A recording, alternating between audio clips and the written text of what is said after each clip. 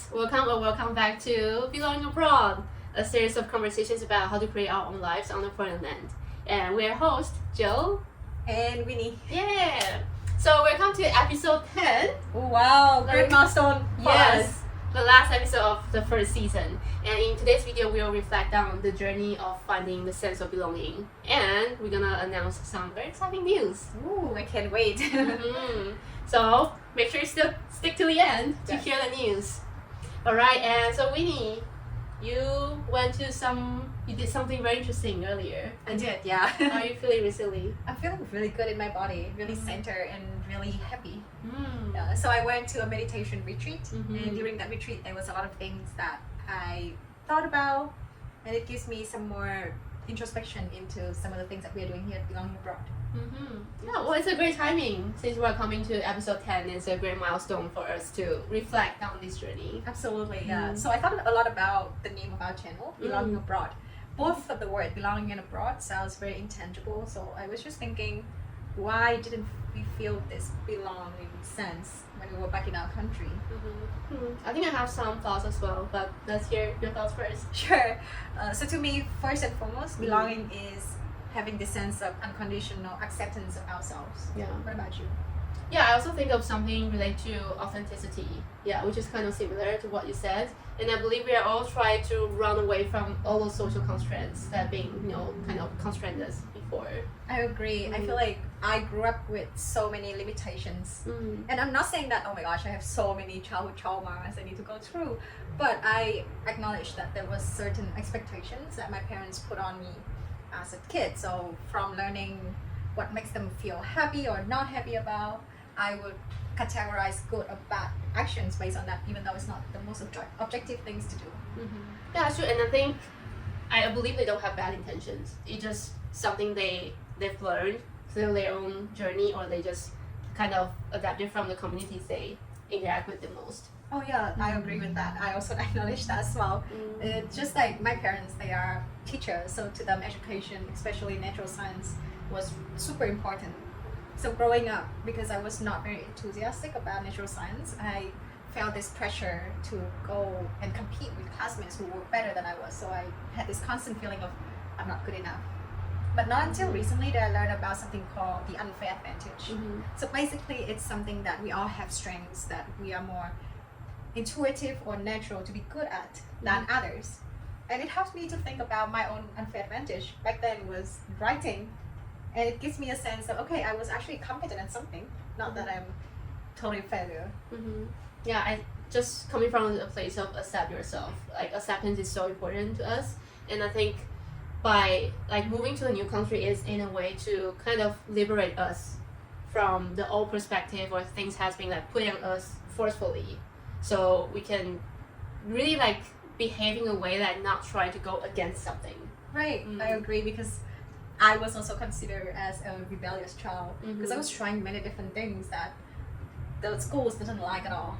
Yeah, but I feel like being a young adult back then was really difficult because there was no freedom of self-expression, and there was a lot of things I was told, okay, you must not do that, but they didn't give me a good reason or an explanation of what it was, why it was. Yeah, exactly. One thing that happened in my country a lot is first of all, of course, there's something we really shouldn't do. This doesn't matter which country you're in, do harmful things to people. But there's things that is kind of be put on by the society, such as dyeing your hair in a very interesting color, or cover yourself with tattoos, face tattoos and stuff, because this kind of thing people tend to associate with a certain group of people, which the majority don't like that much. Yeah. But now we both kind of remove ourselves from the old perspective and this society that constrained us. We are liberated to think in a way that is more true to us. So from there, we can form our true identity. Awesome. Yeah. However, I guess, even though I said awesome, but I feel like if we look at our past that way, it could be easy to say things like, we didn't deserve that. Why wouldn't we have better environment? Why didn't we have more supportive parents, for example?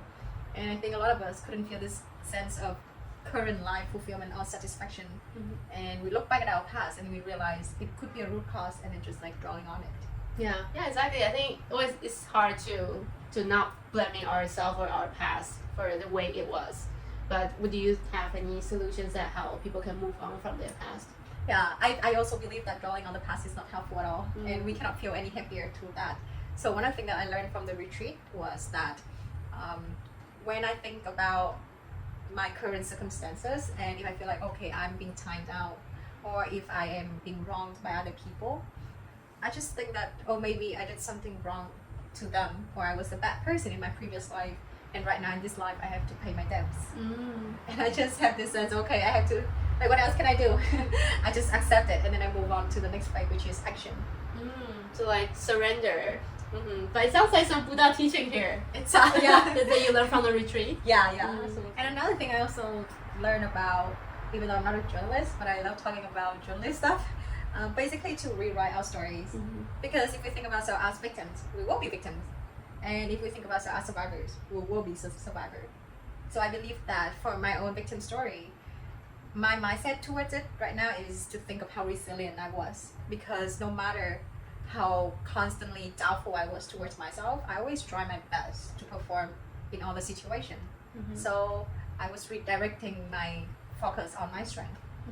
It sounds like just to reframe our thinking, and actually thinking in a positive way is like a habit we can practice and can like pick up on. One thing I did was, I'm still doing it actually, and find it really helpful, is to name 5 things I'm grateful for before I go to bed, and also like the first few minutes after I wake up. And apparently 15 to 20 minutes before you sleep and after you wake up is the best timing for human being to rewire our brain. That's awesome. I think it's really helpful when you think of grateful things in your life, because it can help you to pull yourself from focusing on all the problems and thinking more positively in general in life. However, I feel like reminding ourselves to do those things, like forming those habits, is not very natural at first. One of the things that I got from the retreat was to, like, sometimes you cannot just feel grateful about everything. So I went to the retreat and I heard a lot of stories that people were going through very difficult things in their lives, and it really gave me this perspective of how grateful and how great my life in general was. And it just gives me this sense of, okay, I need to position myself in the world. So I guess next time when I feel like I'm overwhelmed or my issues are too hard or too unbearable, I would just find some situation like that when I can go to orphanage or hospital, or just seeing homeless people to see that their struggles are bigger and more challenging than mine. And it's not to compare ourselves with other people's problem, but it's more to cultivate this sense of kindness and compassion towards ourselves. Absolutely. Yeah. And one easy way, if you can't really go to like orphanage and stuff, just look at some online stories to see, some people, they fought cancer or they lost their legs, but they still have a very positive thoughts in life, and they even still continue to contribute to the world. Yeah, I love the example about people losing their legs, because there was this video on the Just Theory channel, the YouTube channel that I really love. They tell this story, very inspiring one, about this young surfer who was very promising in his career. At 16, he went for normal days at practice, and suddenly a shark came out of nowhere and bit off his legs. And the story became super inspiring because he woke up, felt this tremendous gratefulness towards his life and his family for being there for him and just being alive. And he even came back to the ocean and became, like, he is a shark photographer right now, which I think is an amazing transformation in terms of how we can decide our own lives. And beside the retreat, I also have been watching Professor Brene Brown, who is the master of belonging. And one of the things that she mentioned is the opposite of belonging is fitting in. I really like her. I found her work is really inspiring.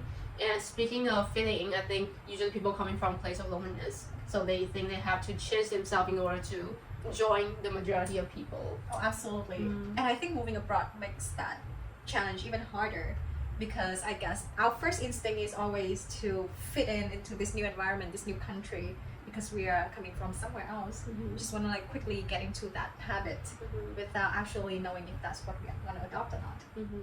Yeah, and it will create some inner conflicts because we've been trying to put on a mask or try to play a role that is just not us. But how can we work on this authenticity? I think having good role models really helps. So for example, thinking of And if I think of the coolest person in my life that I have ever met, I feel like they're so different from everyone else that I'm seeing. Not in a condescending way, but they're just being very true to themselves, just doing whatever that they want to, and that's what I've been trying to follow. I just get to spend so much time figuring out what I like to do and invest my time in just doing those things and just like go down that rabbit holes until I figure out something that I'm super passionate about. And I guess if you want to go for the extreme version, just thinking about how we should be as obsessed with our lives and our thoughts, like how much a paparazzi would be so obsessed with any celebrities, just like knowing every single thing about ourselves. Exactly. Yeah, and this is really important because I think nowadays we spend so much time just be interested in knowing what's going on in other people's life, but not ourselves. But I think moving abroad gives us a very good environment for us to just be free from all the old constraints and be curious about ourselves. And I know that it could take a little bit longer time to get to know ourselves than just fitting in immediately with other people. But once we stay aligned with our true self, we are able to attract people who are like-minded as us. Oh, that's a good point. Yeah, so I guess if you're taking anything away from this video, it's just that the only person that you should know the most about is actually yourself. And if you don't feel like you are belonging or belonged, then it's a good time to check in to see whether or not you are trying to fitting in without realizing that. Exactly. It's a great conclusion for our video today. And if you find our content relatable and informative, the exciting news is this is the end of season 1. And we will strive to bring more valuable and more exciting content in the future for our season 2. So stay tuned. Yes, and if you want to drop us any suggestion of what you want to hear in season 2, please leave them in the comments. We will read all of them. And please don't forget to like and subscribe to Belonging Abroad. We will see you brand new very soon. Bye-bye. Bye.